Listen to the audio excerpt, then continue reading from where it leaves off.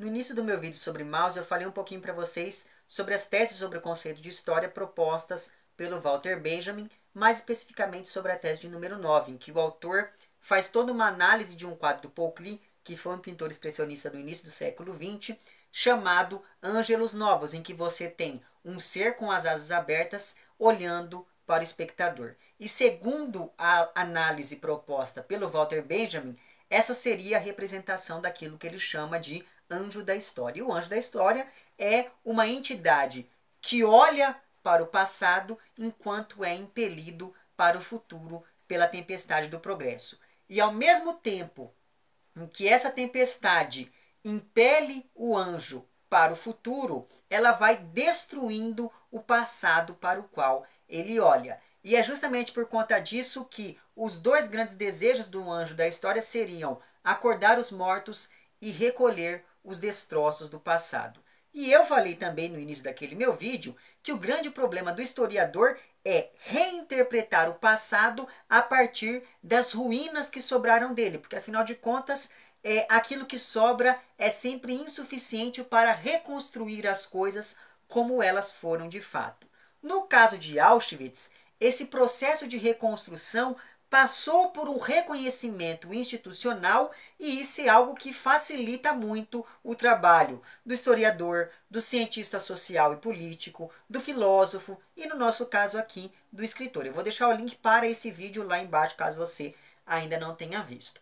O mesmo, porém, essa ideia de um reconhecimento institucional não pode ser dito sobre Chernobyl, que foi outro dos grandes eventos ocorridos no século XX e que serviu para a construção aqui de Vozes de Chernobyl da Svetlana Alexievich. E eu afirmo isso porque até hoje não se sabem exatamente quais foram as causas dessa explosão, as causas desse acidente e muito menos o número exato de mortos no acidente ou em decorrência dele. Ou seja, anos depois a pessoa foi lá e morreu por conta de sua participação ali naqueles eventos. E isso fica evidente quando a gente lembra, por exemplo, que em 2005, só 19 anos depois, né, do acidente de Chernobyl, a ONU publicou um documento que dizia que apenas 56, eu vou repetir esse nome, apenas 56 pessoas morreram por conta dos eventos, em decorrência dos eventos acontecidos em Chernobyl. Neste mesmo documento, os cientistas lá, enfim, que foram contratados para poder fazer esse levantamento, eles afirmam que não houveram quaisquer problemas. Veja bem, 19 anos apenas tinham se passado, hein? E os cientistas diziam que não houveram quaisquer problemas genéticos entre os sobreviventes e que a maior causa-mortes daquelas pessoas, enfim, que acabaram indo a óbito foi o câncer de tireoide, ou seja, isso não é algo muito preocupante, porque afinal de contas, não sei se você sabe disso, mas o câncer de tireoide, ele é relativamente fácil de ser tratado.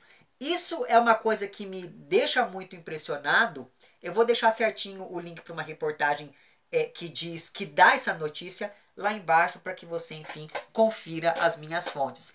Mas o fato, então, é que isso me deixa muito preocupado e é justamente por essas e outras que me parece extremamente relevante que a gente pense no papel da literatura produzida pela Svetlana como meio de preservar esses discursos marginais que foram historicamente esquecidos, sobretudo no que diz respeito aqui a Chernobyl. E é justamente sobre isso, tendo isso em vista, que hoje nós vamos falar aqui de mais este livro.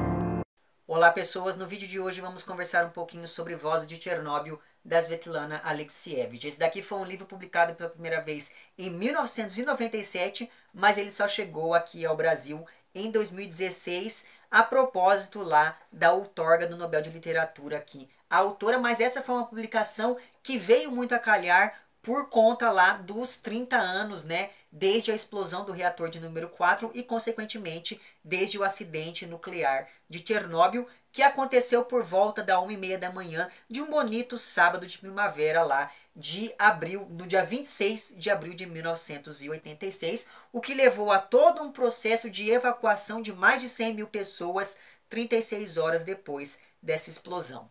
Algo que é preciso que a gente considere desde o início é o título do livro, porque esse título ele já vai nos demonstrar todo o jogo entre o individual e o coletivo que vai estar presente ao longo de todo o livro, no sentido em que aqui nós vamos acompanhar cada história individualmente, ao mesmo tempo em que, graças ao trabalho de seleção e curadoria proposto aqui pela Svetlana, nós também acompanhamos e nós também percebemos como essas individualidades compõem o todo no qual elas se inserem. Nesse sentido, então, o estilo aqui da autora tem algo daquela ânsia cubista por observar e por representar todos os lados de um mesmo objeto, de um mesmo evento, de um mesmo acontecimento. Outra coisa que é preciso levar em consideração aqui é o subtítulo do livro, que é Crônica do Futuro, ou pelo menos um dos subtítulos do livro, né? Porque ele tem dois pelo visto, mas enfim. Pensar nessa ideia da crônica do futuro já nos faz observar uma certa projeção que a autora faz sobre esses relatos aqui. Porque apesar dos 32 anos de Chernobyl, esse evento vai continuar sendo um problema grave por muitas centenas de anos, porque eu não sei se vocês sabem disso, mas a radioatividade, ela demora muito para desaparecer, digamos assim, do meio ambiente. Então vai demorar aí algumas centenas de milhares de anos até que aquele lugar fique totalmente descontaminado ou tão descontaminado quanto seja possível.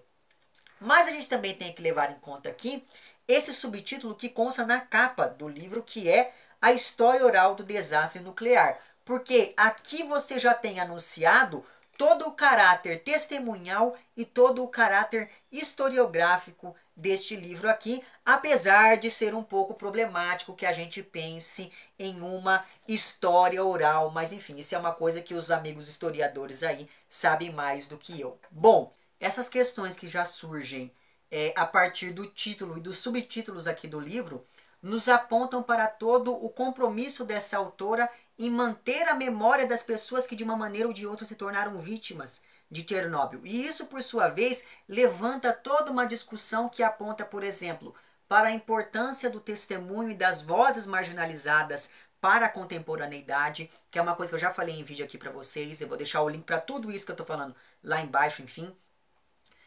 Essas questões já apontam também para uma discussão sobre o que é a literatura, sobre quais são os limites da literatura, sobre quais são as funções de um texto literário e de um autor de um texto que se pretende ou que é potencialmente literário, como é o caso aqui do Voz de Chernobyl. E sobre isso, sobre essa questão das funções da literatura, eu já falei naquele meu vídeo sobre os motivos pelos quais a Academia Brasileira de Letras deveria aceitar a Conceição Evaristo. Eu vou deixar o link para esse vídeo lá embaixo, porque no início daquele vídeo eu faço toda uma discussão em que eu trato dessa questão da função da literatura e etc, etc, etc.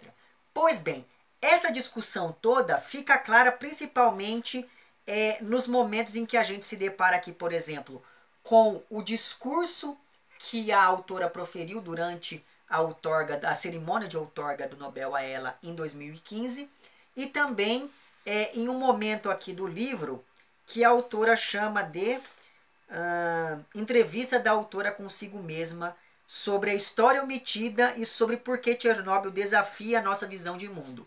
Nesse trecho aqui, que é bem no início do livro, a gente já tem postas todas essas questões sobre os limites do texto literário, sobre a função da literatura e por aí vai. Ainda pensando em toda essa questão do gênero, é preciso pensar aqui no trabalho estético do livro e da obra da Svetlana como um todo, porque afinal de contas não se trata aqui apenas de um amontoado de vozes, mas sim do resultado de um trabalho de curadoria, de seleção e de manipulação desses relatos. Eu já falei um pouquinho sobre a questão do curador literário no meu vídeo sobre os sofrimentos do jovem Werther. Eu vou deixar o link para ele lá embaixo também, veja lá. Tanto é assim que o livro, tanto esse livro não é aqui apenas um amontoado de vozes, tanto é assim que o livro ele apresenta uma estrutura circular, uma estrutura argumentativa e uma estrutura dramática ou teatral, enfim, que são inegáveis. Basta que você pense, por exemplo, nas várias vezes em que a autora se utiliza de didascálias. Eu não sei se você sabe, mas didascália é o nome daquela indicação que a gente tem em um texto teatral que diz o que o ator deve estar fazendo em cena. Então, por exemplo, sei lá, a pessoa vai falar com um pouco mais de vigor. Então, vigorosamente o fulano fala. Isso entre aspas, geralmente em itálico. Pois é, esse recurso gráfico que é muito associado ao texto teatral vai estar presente aqui. Em vários momentos a gente tem aqui um determinado relato e daí entre parênteses está escrito: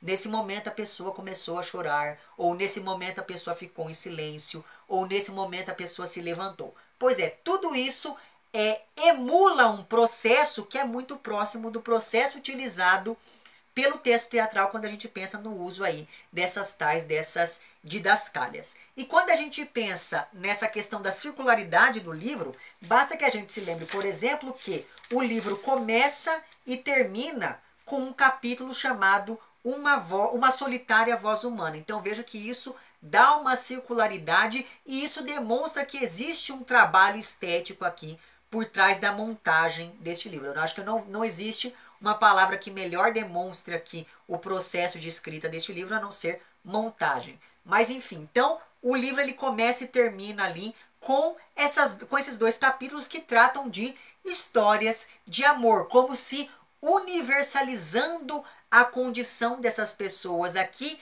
que insistem em buscar um sentido para tudo isso que lhes aconteceu. E ainda mais, não se pode ignorar aqui, como eu falei para vocês, toda a estrutura argumentativa proposta pela autora neste livro, porque os capítulos aqui de Voz de Chernobyl, eles se organizam de modo que, por mais que não haja aqui a voz da autora, o seu posicionamento fica claro desde a nota histórica que ela coloca aqui no início do livro, até o momento lá do pós-fácil, que diz que existe toda uma rota turística que passa por Chernobyl, e daí você tem nisso todo um viés extremamente irônico por parte dessa autora aqui no pós-fácil. E isso me fez lembrar, não sei se vocês se lembram dessa história, mas teve eu não lembro se ela era blogueira, se ela era repórter, se ela era youtuber, sei lá. Uma moça relacionada aqui com esse meio digital, ela foi para Chernobyl para provar como ela era porra louca. Ela foi lá e colheu uma maçã de uma árvore e comeu a maçã, etc, etc. Tudo isso, de certo modo, vai ser extremamente criticado pela Svetlana aqui neste livro, ainda que ela não diga isso diretamente. Daí você vai ter que ler o livro para poder ver toda essa nuance que ela vai colocando aqui nestes seus escritos. E é claro, toda essa discussão sobre o gênero que obras como essa acabam promovendo também apontam para a falência da literatura, porque afinal de contas, se não é mais possível escrever poesia depois de Auschwitz, como defende lá o Adorno, é preciso pensar em novas formas de expressão literária que deem conta de preencher aquela nossa necessidade de ficção, ao mesmo tempo que se adequem a esse novo modo como o ser humano passou a se relacionar com a realidade. Sobre isso, nas páginas 146, 147 e 168 é dito o seguinte aqui: não vi nada disso nos livros que li, nem nos filmes. No cinema havia guerra. Os meus avós contavam que não tiveram infância, que tiveram a guerra. A infância deles foi a guerra. A minha, Chernobyl. Sou de lá. Por exemplo, você escreve: contudo, quanto a mim, nenhum livro me ajudou. Nada me fez entender. Nem o teatro, nem o cinema. Eu me viro sem isso, sozinha. A nossa aflição, nós a vivemos dentro de nós, mas não sabemos o que fazer com ela. Não posso entender isso com a razão. A minha mãe, sobretudo, estava confusa. Ela ensinava língua e literatura russa numa escola. Sempre me ensinou a viver pelos livros. De repente não há nada nele sobre isso. Mamãe ficou confusa. Ela não sabe viver sem os livros, sem Tchekov e sem Tolstói. Às vezes, me vem o pensamento sacrílego de que a nossa cultura não é mais que um baú de velhos manuscritos. O que a autora faz aqui, então, em Vozes de Chernobyl, é apagar ao máximo a sua voz enquanto autora e recuperar toda aquela tradição da literatura oral que já havia sido muito utilizada em casos semelhantes por escritores da União Soviética, como, por exemplo, lá o Daniil Granin, que morreu agora em 2017, ou mesmo o... como é o nome daquele cara que ela tem? Alice Adamovich, que foram escritores soviéticos que também se utilizaram desse registro oral para poder falar, se não me engano, do cerco de Leningrado ou coisa do tipo. Portanto, as marcas de autoria aqui desse texto, elas vão se evidenciar justamente por esse movimento de edição e de curadoria, e é justamente por conta disso que se cria toda essa questão em polêmica, eu diria até para alguns, envolvendo se isso daqui é ou não literatura, mas aí vem o Nobel e é entregue para esta senhora. E toda essa discussão foi ainda mais, enfim, digamos, acirrada um ano depois, quando a Academia Sueca entregou esse mesmo prêmio para o Bob Dylan, que é conhecido por ser compositor e etc. E daí as pessoas foram à loucura, blá blá blá. Eu tenho um vídeo aqui no canal também em que eu falo sobre, em que eu dou a minha opinião sobre o Nobel Bob Dylan. Eu vou deixar o link para ele lá embaixo. E daí, quando eu me refiro aqui à falência da literatura, eu estou dizendo mesmo que a literatura que havia até então não dava conta de explicar a realidade às pessoas que passaram por um evento da magnitude aqui de Chernobyl. Nesse sentido, então, existia uma demanda que exigia a emergência de um novo gênero do romance, de um novo gênero literário que se adequa muito bem a toda a proposta do romance polifônico apresentada pela obra da Svetlana Alexievich. E sim, trata-se de um romance polifônico porque ele vai contemplar as mais diferentes vozes dos mais diferentes posicionamentos sociais e ideológicos. Então, a autora aqui, ela entrevistou pessoas que moram até hoje nas áreas de risco.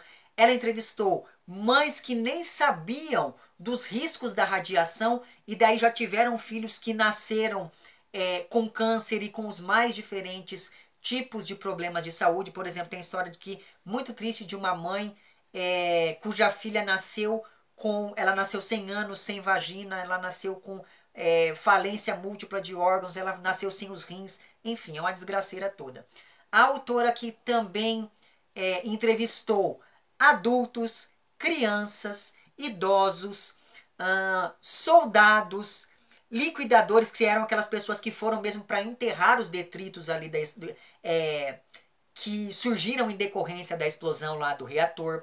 Ela entrevistou bombeiros, militares de alta patente, cientistas, engenheiros, políticos, professores universitários, pessoas que fugiram e deixaram tudo, até mesmo a roupa que estava no varal foi deixada para trás. Mas por outro lado, ela também entrevistou pessoas que foram estigmatizadas por serem de Chernobyl. Ela entrevistou aqui pessoas que tiveram que deixar os animais de estimação trancados dentro de casa. Ela entrevistou pessoas que, por outro lado, viam em Chernobyl um refúgio contra a guerra. Ela entrevistou trabalhadores da usina, caçadores contratados para poder matar ali os animais que foram deixados para trás durante o processo de evacuação.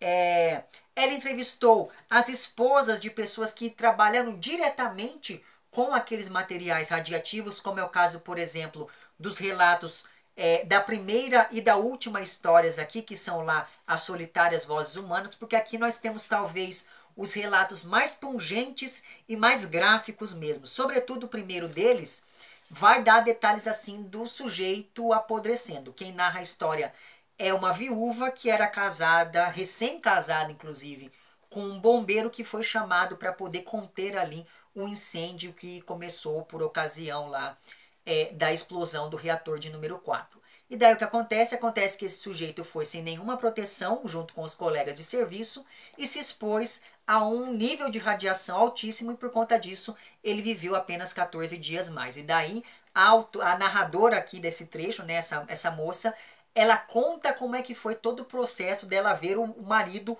apodrecendo literalmente ali em uma cama de hospital. Tudo isso vai criar de fato um novo tipo de literatura que responde a uma demanda que até então não existia. E é justamente daí que vem a ideia da falência da literatura que eu falei há alguns minutos para vocês. E é justamente por conta disso tudo que este livro aqui, ele vai carregar essas dimensões que são sociais, políticas, culturais e humanas que passam a existir depois do acidente lá na usina de Chernobyl. E é importante considerar todas essas dimensões políticas, sociais, culturais e humanas, porque fica evidente ao longo da leitura aqui que o modo como as pessoas lidavam com o tempo, com o espaço, com a morte e com o senso de comunidade mudou completamente depois do advento de Chernobyl. Por exemplo, pensar o tempo de Chernobyl é se esquecer dos padrões humanos, porque, como eu já disse para vocês, nós estamos falando aqui de centenas de milhares de anos que o solo daquela região vai levar até que se recupere dos efeitos da radiação. Quando nós pensamos no espaço, todo aquele mundo que era tão pacífico e tão maleável às ações humanas, ele de repente se tornou nocivo, porque a radiação estava presente em tudo, estava presente até mesmo na água que as pessoas bebiam. E sobre isso é uma coisa interessante, porque ao longo de toda a leitura, né, eu me lembrei bastante de um trecho do Apocalipse, que eu me lembro que está no capítulo 8, eu não me lembro agora dos versículos, eu vou deixar certinho aqui na tela, mas enfim. Em Apocalipse 8, alguma coisa aí, conta-se que uma estrela caiu na terra e daí dessa estrela acabou que as águas se tornaram muito amargas, etc, etc. Eu estava o tempo todo pensando nisso e daí qual não é a minha surpresa ao me deparar aqui na página 98 com um personagem citando esse trecho do Apocalipse e daí ele diz o seguinte: vamos abrir as páginas sagradas, o Apocalipse de São João. E caiu do céu uma grande estrela que ardia como uma tocha, e caiu sobre a terceira parte dos rios e das fontes de água. O nome daquela estrela é Absinto. E a terceira parte da água se converteu em absinto. E um sem número de homens pereceu pelas águas, porque essas se tornaram amargas. Então veja que eu estava me lembrando muito disso, porque o que fica descrito aqui nesse livro é um cenário apocalíptico mesmo, sabe? O que aconteceu ali naquela regiãozinha da União Soviética, né, da extinta União Soviética, foi algo digno dos piores filmes de terror que a nossa mente humana pode conceber. Então, esse cenário apocalíptico acabou se fazendo muito presente aqui ao longo de toda essa minha leitura, o que leva à relação das pessoas de lá com a morte, porque a morte se tornou algo horrível quando relacionada a Chernobyl. Em vários momentos aqui ao longo do livro, é dito que a radiação era a morte sob um novo disfarce e coisas do tipo. As pessoas preferiam morrer de qualquer outro jeito, a não ser com uma morte que, de certo modo, lembrasse que elas estiveram lá em Chernobyl, porque eram, de fato, mortes assim, nem um pouco agradáveis de se ver, diga-se de passagem. Mas talvez uma das grandes questões que envolvem essas várias mudanças que aconteceram tenha a ver com o fato de que o acidente em Chernobyl foi o prenúncio do fim da União Soviética. Por quê? Em 1986, eu não sei se você se lembra das suas aulas de história, mas enfim, em 1986 o mundo passava ali por toda aquela polarização em decorrência da Guerra Fria.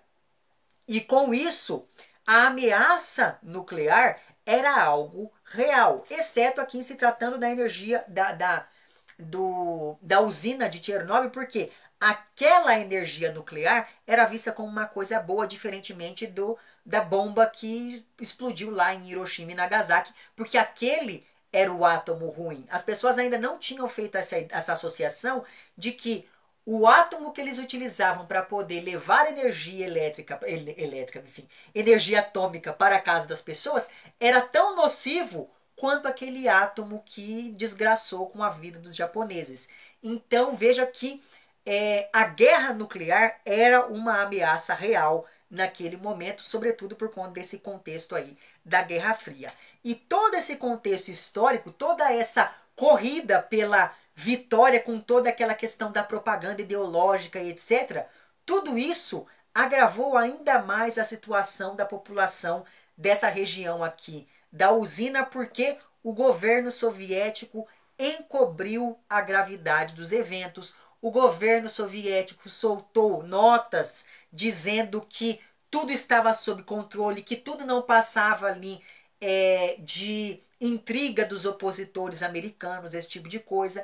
E o governo começou a convocar pessoas para que elas se voluntariassem, porque elas voltariam de Chernobyl com todas as glórias de um herói nacional e esse tipo de coisa. E o livro, ele mostra bem toda essa contradição entre dizer que está tudo bem e ao mesmo tempo evacuar as cidades daquela região ali em um ritmo frenético. E sobre isso, outra coisa muito interessante aqui que acontece ao longo do livro é que em vários desses relatos aqui reunidos, as pessoas apresentam um pensamento bélico, porque eles viam soldados, eles viam tanques de guerra. Dias depois do acidente lá no reator de número 4, começou todo o processo de evacuação daquela região ali próxima, só que ninguém via fumaça, ninguém ouvia bombas caindo a todo momento, então as pessoas ficavam sempre na dúvida, tá, mas nós estamos ou não estamos em guerra? O caso é que o inimigo dessa vez aqui, ele era totalmente invisível. O inimigo dessa vez aqui, ele era impenetrável por balas e ele se apoderava de absolutamente todas as coisas em que tocava. Tudo isso mostra o despreparo da população e do próprio governo em lidar com a gravidade desse problema, porque afinal de contas ninguém sabia que a situação era de fato tão grave. Com isso, toda aquela ideia do homem soviético, toda aquela ideia do eslavófilo, que foi um tipo social, digamos, que surgiu na segunda metade do século XIX lá da Rússia, acabaram sendo substituídos pela ideia do homem de Chernobyl. Todo aquele patriotismo russo, todo aquele patriotismo soviético, todo aquele senso de coletividade não se aplicavam mais àquelas pessoas, porque elas agora eram um grupo à parte. Então veja que o acidente nuclear de Chernobyl, ele deu início a todo um processo de ressignificação da identidade individual, social, cultural e nacional daquelas pessoas, dos habitantes daquela região. Escureceu de repente aqui em São Carlos e veja bem que são 3:30 da tarde. Mas não tem problema porque eu vou arrumar isso na iluminação aqui durante a edição. O que eu ia dizer para vocês, na verdade, é o seguinte. Toda essa tragédia que aconteceu aqui e que nos é relatada pela Svetlana afetou sobretudo as comunidades rurais da Bielorrússia e algumas cidadezinhas próximas da usina, como é o caso lá, por exemplo, de Pripyat, que foi uma cidadezinha construída ali a 5 quilômetros da usina para poder abrigar as pessoas que trabalhavam em Chernobyl. E, para quem não se lembra, Pripyat é a cidadezinha lá do parque abandonado. Sempre que eu lembrava de Chernobyl até algum tempo atrás, eu me lembrava automaticamente, eu sempre fazia essa associação com a imagem dessa roda gigante, desse parque vazio. Se eu encontrar, eu vou deixar aqui na tela para vocês.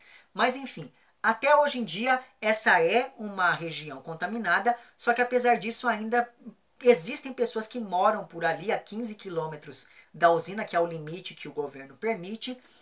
E pelos relatos aqui compilados pela autora, percebe-se que ainda existe entre aqueles moradores todo um senso de comunidade que os mantém unidos. Sobretudo porque essa daqui é uma região predominantemente rural. E daí você tem a grande questão problemática da história toda. Porque as pessoas dessa região ali, elas não tiveram muito acesso à informação. E justamente por conta disso, elas se recusavam a sair daquele lugar porque elas não conseguiam entender que tipo de perigo era aquele que impedia, inclusive, de colher as coisas na hora certa, ou então, sei lá, de beber a água do rio e por aí vai. E, inclusive, a usina ela foi construída nesse lugar meio afastado, mas com o intuito de, teoricamente, levar energia a essa parcela mais esquecida, digamos assim, da população. O problema é que em 26 de abril de 1968, mais ou menos ali a 1h30 da manhã, o reator de número 4 explodiu durante alguns testes. Na verdade, até hoje ninguém sabe muito bem o que foi que aconteceu ali naquele lugar, apesar das várias teorias que existem a respeito. Mas enfim, depois de uma série de testes, teoricamente, esse reator de número 4 explodiu e com isso uma nuvem de poeira, né, radioativa se espalhou por toda a Europa. Tanto é assim que 4 dias depois, veja bem, 4 dias depois, os laboratórios da Suíça começaram a detectar uma alta na radioatividade do ar ali daquela região, e com isso é que se descobriu que aquele problema era um problema realmente, o advento de Chernobyl passou a representar um problema para o mundo de uma maneira geral. O que o governo fez então? Ele primeiro tentou abafar toda aquela história, depois, dada a gravidade dos eventos, ele convocou pessoas da reserva com todo aquele discurso mais nacionalista e mandou esse povo todo para Chernobyl sem nenhum tipo de proteção adequada para que eles fizessem um trabalho que nem mesmo as máquinas estavam conseguindo fazer por causa ali da radiação que dava interferência no circuito, esse tipo de coisa. E o fato é que, como eu já falei para vocês no início desse vídeo, este é um local que até hoje, essa é uma região que até hoje representa um perigo assim grave para todo mundo. Tanto que, eu não sei se vocês sabem, mas em 2016 completou-se lá 30 anos desde o evento lá em Chernobyl, e por conta disso, finalmente conseguiram terminar de construir o novo sarcófago que vai ali abrigar o reator número 4 e que deve durar ali aproximadamente mais 100 anos, porque o primeiro sarcófago que fizeram para poder, enfim, tampar a radiação, ele, como foi extremamente mal feito, ele já estava totalmente comprometido. Eu vou deixar uma imagem aqui dessa nova estrutura que eles chamam de sarcófago para que você veja.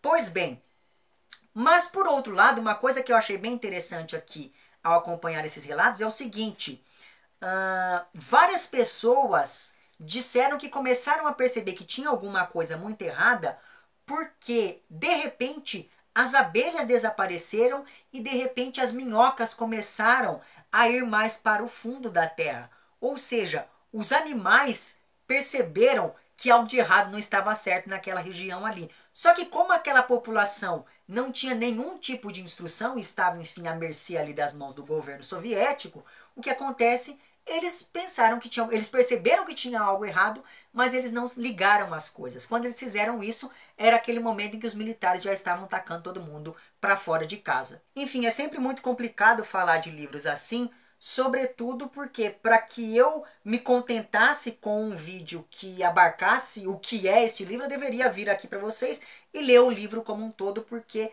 realmente eu não quero ficar aqui citando apenas alguns exemplos dessas histórias aqui, porque eu acho que todas elas têm uma mesma relevância para esse processo de construção de um discurso oficial sobre o que foi Chernobyl. E é com livros como esse aqui que eu fico pensando que realmente nós somos a pior desgraça que pôde acontecer ao planeta. Teria sido muito melhor ter ficado só lá os nossos antepassados primatas curtindo a vida doidado na selva.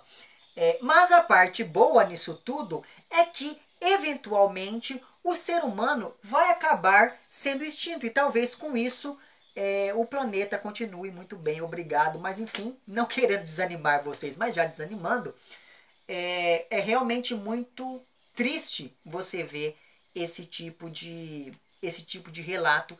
É muito triste você perceber até que ponto o ser humano chega. Não tanto pelo que ele fez com as outras pessoas, com os outros seres humanos, mas também quando a gente pensa que toda aquela região está comprometida, sabe?